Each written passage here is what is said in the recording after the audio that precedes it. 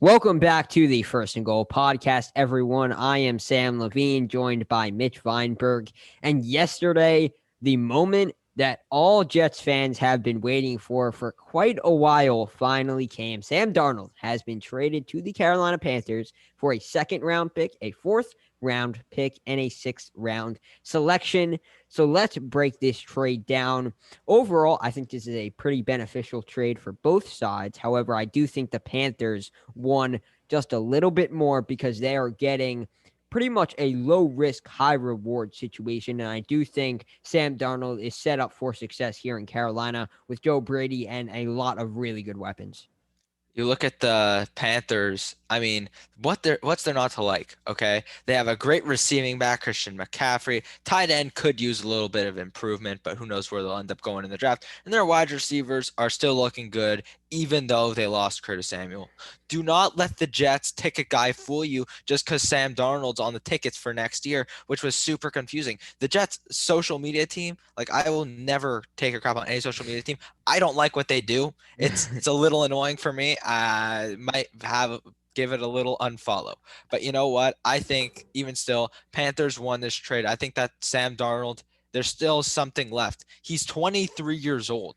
If he was 27, I'd say that's it. Because he's not that great of a passer, if we're being honest with each other here. He was never really great.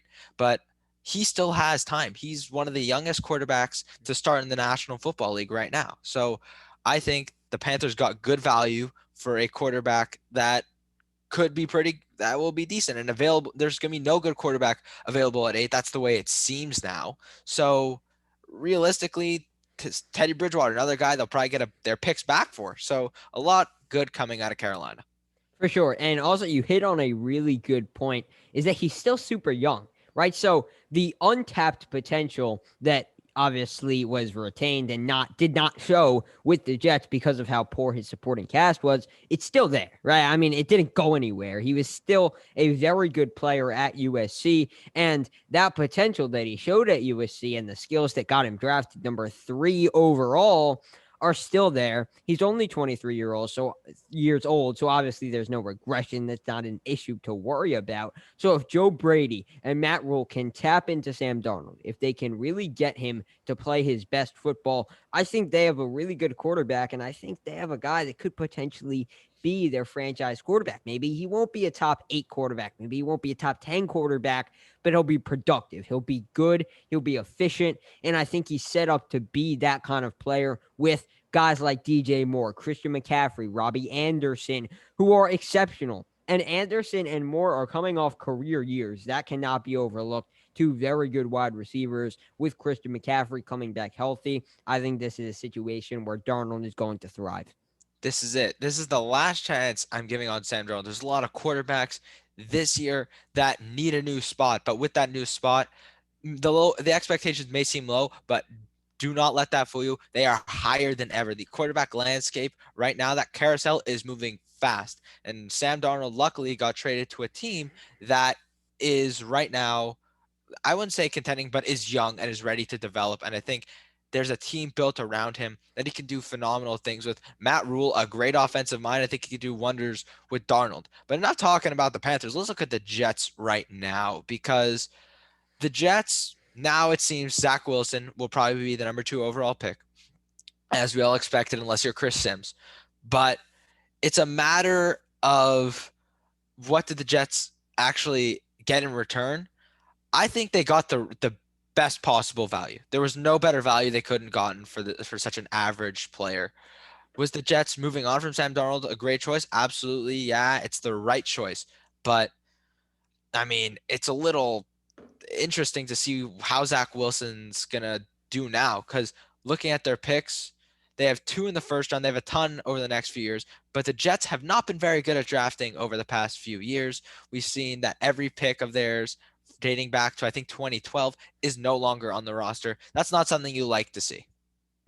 Not at all. I mean, the team building is definitely an issue. However, I do really like Joe Douglas. He's made a lot of smart moves, and really, overall, every move he has made I feel like, has positively impact the New York Jets in one way or another. So I do trust his decision-making abilities. He also had a very good draft last year, but Zach Wilson isn't going to be successful with the players that the Jets have on their roster right now. I truly feel that way because Zach Wilson, we ramble on about how good of a player he is week in and week out. I mean, we both do. We love this prospect. We think he is exceptional and has all the potential and talent in the world. But that doesn't really mean anything. Like we've seen, if you don't have a really good offensive line, if your weapons aren't up to par, if you don't have a reliable running back in the backfield, and if coaching isn't there, that's a lot of things that are depending on the success of Zach Wilson. They need to improve the offensive line a lot. It needs to get better a lot. Mekhi Becton clearly wasn't enough of an improvement to make Sam Darnold do well. So you shouldn't assume, you shouldn't expect that it will be for Zach Wilson. Corey Davis, a good wide receiver too. Is he a wide receiver one? No. Go out and get one. If you really want to trust that Denzel Mims will become that wide receiver one in year two, be my guest. Let it play out. But I'm not so sure that he will be. Go out, draft a wide receiver. It is within the Jets' power to give Zach Wilson the pieces this draft that he needs to succeed. Now they actually need to do it. They need to pull the trigger. They need to get a running back. They need to get a potentially wide receiver one caliber player, and they need to improve the offensive line. It's a tall task, but they have the capital to do it. I mean, we look at Zach Wilson. You just said it a few seconds ago. We love Zach Wilson. There's so much to love. And you can make the argument that during college, he didn't have that elite all-star wide receiver one. Realistically, he didn't. And you know what? Make the case that he could throw to a bunch of wide receiver twos. You are wrong. Because if we look at Zach Wilson this year, he put up great stats and his film looks great. But the toughest opponent he played this year was Coastal Carolina, and he lost. He played a good game, but he lost. So he needs weapons around him. No quarterback in the National Football League can succeed with no weapons. I think that's something that we can also affect Sam Darnold with. He never really had a great weapon. He had Robbie Anderson, who has only hit his stride realistically this year, and the player that actually led the team in receiving yards was Jamison Crowder, who, it's Jamison Crowder. What do you want me to tell you? Now the Jets have to build around Zach Wilson because this is a boom or bust prospect with a high ceiling and a low floor. And I think that if any franchise is going to screw it up, it'd be New York. They are one of the worst sports franchises in the history of sports. I'm sorry. I hate saying that like in any sport ever, but the Jets just haven't cut it for me. Beyond Ryan Fitzpatrick in 2015, their success has been insanely minimal, and there's not a love to like the track record and looking at everything, just not good. Okay. You can love Joe Namath all you want, love all of your players, but you haven't done anything with them. Yeah. And you hit it right on the head. Doesn't matter the potential, doesn't matter the talent. If you don't do anything with them, if you don't give them the tools to succeed, it's going to end out poorly. And in another 3 years, you're going to be looking to replace your quarterback, and that's where the issues come in. Because now you're looking at a team that's turning over quarterbacks every 3 years. And also you're looking at a quarterback who looks like he could be the face of a franchise for a team, a guy that could potentially be a top 5 quarterback in the NFL. So this is the best of the best when it comes to prospects. This isn't some schmuck prospect that you're bringing in and hoping he does good. This is as good as it gets. Besides, of course, Trevor Lawrence, who's a special prospect. But normally, this is as good as it gets. So the Jets have the opportunity to get their guy.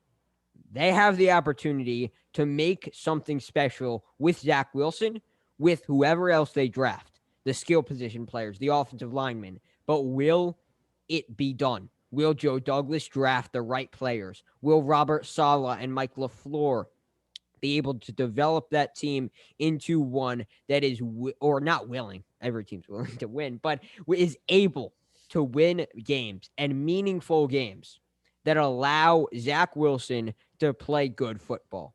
Because if he doesn't, he's going to be out the door in another 3 years. It's going to be another Sam Darnold situation. So we have to see improvement from the Jets in 2020, roster-wise and record-wise. The Jets, this is it. I I can't believe that they have the number 2 overall pick, and I wouldn't be shocked if they botched it. I mean, looking back at 2018 when they drafted Sam Darnold, I thought he potentially could have been the number 1 overall pick at that time, as did a lot of people. And I think it was a smart pick. I didn't really love any of the other quarterback prospects over him. Now, obviously wrong, but you know what? Looking back at the quarterback landscape at the time, it was looking that way. And I mean, no disrespect to Josh or Lamar Jackson, Josh Allen, Lamar Jackson, no disrespect to them, but that's what it was looking like then. But now we have to look at the Panthers, okay? Because this is a team that is quarterbacked by right now, the quarterbacks are looking like Sam Darnold, Teddy Bridgewater, two okay options. I'd say Teddy Bridgewater is near mid tier, mid quarterback in the league. Like not great, but not the worst thing in the world. And Sam Darnold has room for improvement. I think that his ceiling is still pretty high. But now, where do the Panthers go? Because I thought Zach Wilson would fall to 8, and it would be all fun in Carolina. I thought Zach Wilson? Zach Wilson. I thought at a point he'd fall to 8 because there was a point where I had Fields over When him. was that? It was it was a while I ago. hope it It was a was long time ago. Oh, it was. No, no. Everyone now knows I don't like Fields at all. Yeah. But I thought that like Wilson, if he played mediocre throughout the year, because he started off really hot, and I'm like, okay, well, Panthers fits the scheme. It makes sense. Runner, Okay. amazing. And it's not a matter of like 2 weeks ago, I thought. Like, no, no, no, no, Yeah, no, no, yeah, no. yeah. No, This was a matter of, I think it was, I want to say a few weeks before the Super Bowl. I want to say around the college football playoffs when people were so high on Justin Fields. I thought that would have been amazing. But now, Carolina, it's pretty interesting because they could trade down, and I think they can get good value from doing that. Um, but looking at their what players are probably going to be around there, we're looking at probably if they want to go corner, they have probably a shot at the best corner on their board. If they want to go Kyle Pitts, there's a chance Kyle Pitts is there. And overall, there's a ton of really great prospects. I think that they'd have to go with Pitts. I'd love to see Pitts in Carolina, adding another offensive weapon. It's great. The defense is still young and developing. I think Matt Rule's done a phenomenal job with players in the past draft, and I think if they treat themselves to one of the best tight end prospects we've seen in years, they've earned it. They've absolutely earned it, and I'd love to see him in Carolina. this is a case where they just gave themselves so many more options to improve by doing this trade. It looked like they were going to have to trade up to get a really good quarterback, meaning one of the top 4, because neither of us really think Mac Jones is going to be a franchise quarterback for 10 plus years. But regardless, irrelevant to this point, it looked like the Panthers were going to have to trade up to get a quarterback. In doing so, giving up a lot of draft capital. Now, we're looking at a situation where if they stay at 8, they could get Kyle Pitts, who's a top 3 prospect in this draft, one of the freakiest players in NFL draft history.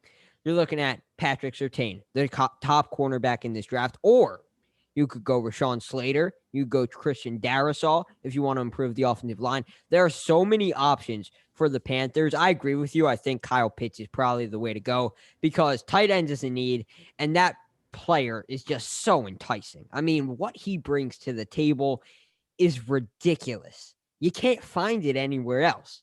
Kyle Pitts will improve his quarterback, will improve Sam Darnold, and will immediately become a security blanket and an extremely good weapon, just another weapon on that offense for Sam Darnold. So I think you can't go wrong with that pick. I think you can also improve the offensive line, get a tackle in the second round with pick 39. That would also be, or pick 40, I believe.